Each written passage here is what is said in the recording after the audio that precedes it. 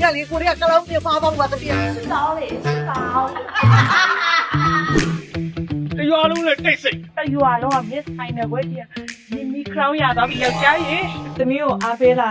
ရင်သားထားပြီးငိုင်းတယ်ဒီလိုနေတာရှင်လေးရဲ့ဒီချက်ချုံနဲ့ဒီလိုပြီးကျွန်တော်အဲ့လိုပေါ့နော်ဟေးရော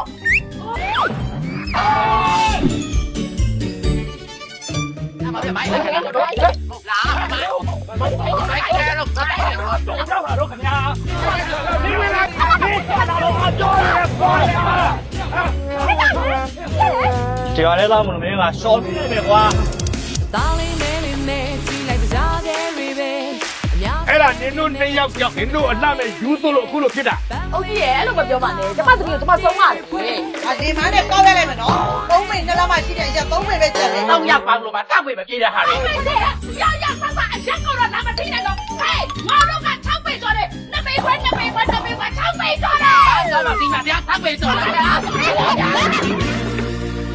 ဒီနားလေးမတော်တစ်ခေါက်သွားတက်ပြန်လာဒီကလေးတွေကိုဖြာကြီးလက်ခုံးဒီကိုတက်လာပြီဟုတ်တယ်ဟဲ့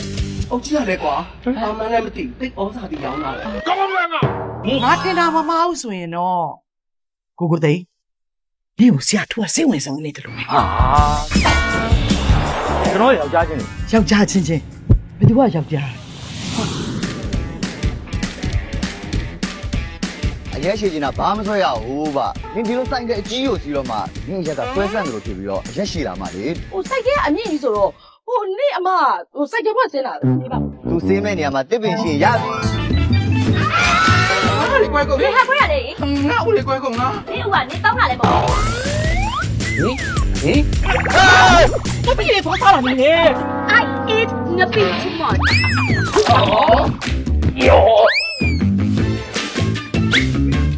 ကြည့်နေတယ်ကွာဟောဟောဒါကိုပြော